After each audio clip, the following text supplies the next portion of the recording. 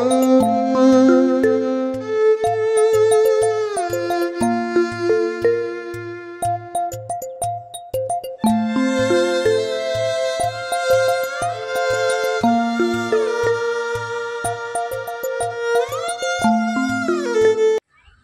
Friends केमन आছেন সবাই হানি friend চ্যানেলের একটি নতুন ব্লগে আপনাদের স্বাগত। আশা করি সবাই সুস্থ আছেন, ভালো আছেন। আমিও খুব ভালো আছি। বেশ কয়েকদিন হলো আমার এই ছোট্ট কিচেন গার্ডেনটায় কিছু দানা আমি রোপণ করেছিলাম, কিন্তু এখনো পর্যন্ত ঠিকঠাক চারা বার হয়নি। এখানে যে লাল নোটে শাকগুলো দিয়েছিলাম তার কিছু কিছু চারা বেরিয়েছে, আবার বৃষ্টিও হয়ে গেছে বলে কিছুটা দেখছি চেপেও গেছে।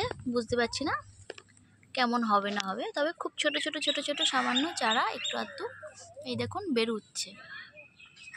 আর এখানে দেখুন পুঁই শাকের যে মিটুলিটাকে আমি দিয়েছিলাম তার কিন্তু চারা বেরিয়ে গেছে। এর আগের একটা ভিডিওতে আপনাদেরকে দেখিয়েছিলাম যে চারা বেরোলে আপনাদের সাথে শেয়ার করব। তো দেখুন প্রচুর পুঁই শাকের চারা এখানে বেরিয়েছে। আর এখানকার যে মাটিটা না, এই যে মাটিটা পুরো একদম একটু বালি টাইপের মাটি। তো এখানে চাষাবাদটা অতটা ভালো হবে না, কিন্তু যদি একটু খাওয়ার মতো কিছু হয় তাতেই আমার অনেক। আরও কিছু বীজের অভাব, আমি এখানে বীজ কোথায় পাওয়া যাচ্ছে জানি না, তো তার জন্য আরও কিছু ওইদিকে চাষ করতে পারিনি। আর ওই দিকটাতে কিছু কলমি শাক লাগিয়েছি, চলুন আপনাদেরকে একটু দেখাই। এই দেখুন, এই কলমি শাকটা কিন্তু আমি এই তামিলনাড়ুতে কোনো দিনও দেখতে পাইনি। এই কলমি শাকের দানাগুলোকে ওয়েস্ট বেঙ্গল থেকেই এনে লাগানো। তো পাশের বাড়িতে নিচেতে একজন বিহারি থাকে, তাদের ওখানে লাগানো ছিল। তারা অথচ এই কলমির মূল্যটা অতটা জানে না। তো সেখান থেকেই আমি এই কয়েকটা চারা হয়েছিল সেই চারাগুলোকে এনে আমি লাগিয়ে দিয়েছি।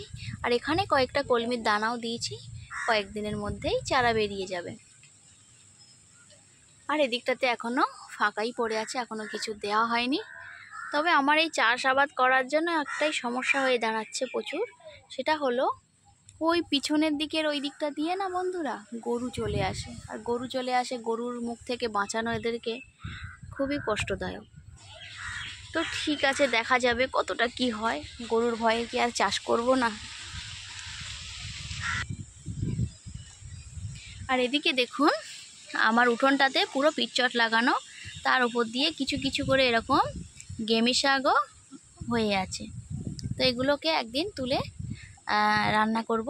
আমি এগুলোকে বেগুন দিয়ে রান্না করি, খুব সুন্দর লাগে, একটু তিতো তিতো, খুব ভালো লাগে খেতে। এদিকেও এই দেখুন হয়েছে, পুরো উঠোনটাতে এরকম গেমি শাক হয়েছিল। তো গেমি শাকগুলো আর একটু হলে এদেরকে একদিন তুলে রান্না করব। আর প্রমিতার কাজ দেখো, তারা দুজনে ছুটির দিনে খেলা করতে লেগে গেছে। হ্যাঁ, কি করতে হবে?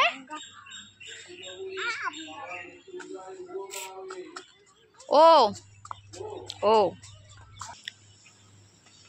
भाभी এবারে বলো কি হয়েছে? कभी आंस तुम्हारे पैर में कट गया क्या? कहाँ कट गया, दिखाओ, इधर आ। দেখুন এইখানে কেটে গেছে। কি করে কেটে গেছে?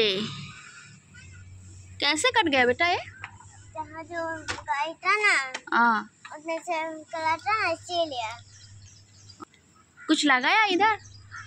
कुछ लगा दूँ? मैं कुछ लगा दूँ? ভাবি যাও তো একটু ঘরের থেকে একটু বোরোলিংটা নিয়ে এসো তো। अच्छा होगा गाय से, ठीक है? ওই এনেছো? বাহ, আজা ভাবি তুমি নাই লাগিয়ে দাও একটু। ওকে, দেখো প্রমিতা লাগিয়ে দেবে, আঙুলে করে একটু নাও। ফ্রেন্ডের কেটে গেছে, দাও একটু লাগিয়ে দাও। हाँ लगाओ, उधर लगाओ।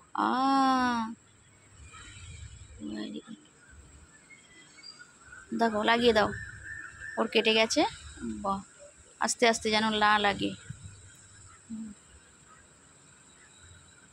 একটু সাইডে গুলো দাও, এই সাইডগুলোতে দাও। ব্যাস।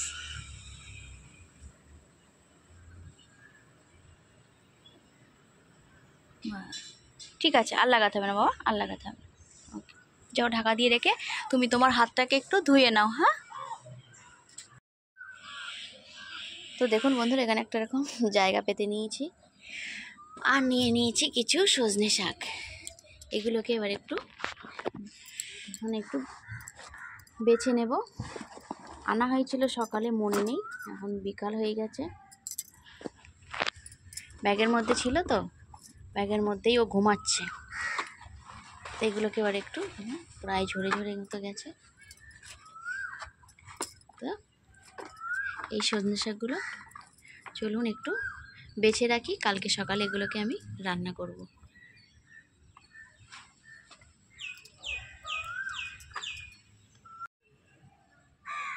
তো দেখুন বন্ধুরা, প্রমিতাও কি সুন্দর শাক বাচ্ছে। প্রমিতা একটা কিন্তু মানে ইয়ে থাকলে, বড় বড় ডাঁটি থাকলে হবে না, হ্যাঁ, সব ছড়তে হবে।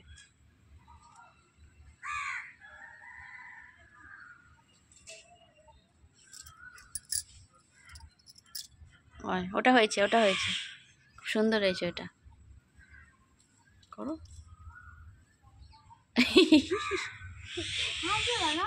তুমি কি সুন্দর ছড়ছো, তাই আমি দেখছি, তাই হাসি পাচ্ছে আমার।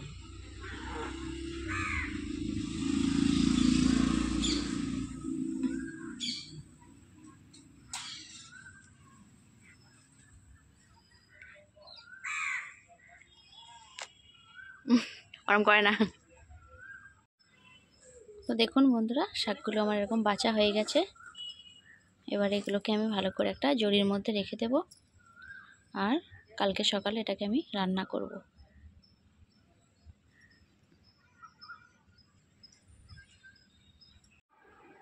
তো দেখুন বন্ধুরা, চেন্নাইতে এখনো কিন্তু আম শেষ হয়নি।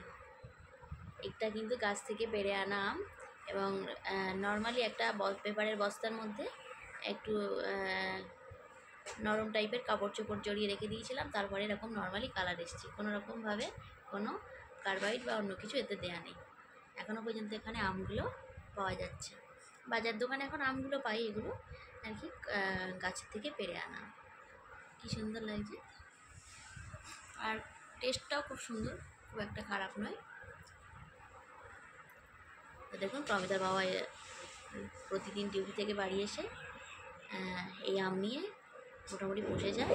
এক ডেকসি আম কেটে সে প্রথমে তার আম দিয়েই সে টিফিন করে। তো দেখুন বন্ধুরা, রাতের রান্নাটাও হয়ে গেছে। তো এখন প্রায় 9:30 মতো বাজে। তো প্রমিতার বাবা ডিউটি থেকে ফিরে এসে স্নান করে রেগুলারই, তারপরে সে কিছু আম নিয়ে কেটে খেয়ে নিয়েছে। আর দুপুরে রান্না হয়েছিল ডিমের তরকারি আর একটা উচ্ছের তরকারি, সেটা খাওয়া হয়ে গেছে। ডিমের তরকারি একটু ছিল, আমি ভেবেছিলাম রাত্রে একটু ভাত করবো আর একটু ভাত করে নেব, কিন্তু বিকালে হঠাৎ করে বৃষ্টি হওয়াতেই প্রমিতার বাবার আবার মুড চেঞ্জ হয়ে গেল, যে একটু নাকি ঝাল ঝাল চিকেন আর একটু নাকি ঘিয়ের পরোটা খাবে। তো তারপরেই আমরা চলে গেছিলাম একটু মার্কেট থেকে ফিরে এলাম, এসে তারপরে চিকেনটাকে বানালাম। দেখুন, একদমই ঝোল রাখিনি, একদম টাইট করে ফেলেছি, আর সঙ্গে কিছু ঘিয়ের পরোটা করে নিয়েছি। মোটামুটি বৃষ্টিমুখর রাতে মোটামুটি এটা নাকি ওনার কাছে খুব সুন্দর একটা খাবার, ঘিয়ের পরোটার সাথে চিকেনটা। তো রাতের খাওয়া দাওয়া আমাদের শুরু হয়ে গেল। আর আমার ব্লগটি বন্ধুরা আজকের মতন এখানেই শেষ করব, ব্লগটি আর বড় করব না। আর আমার ব্লগটি কেমন লাগছে আপনাদেরকে প্লিজ আমাকে কমেন্টস করে জানাবেন। আর চলে আসব নতুন কোনো ব্লগ নিয়ে নতুন কোনো দিনে। আর ততক্ষণ পর্যন্ত সবাই সুস্থ থাকবেন, ভালো থাকবেন। আজকের মতো আসি, টাটা।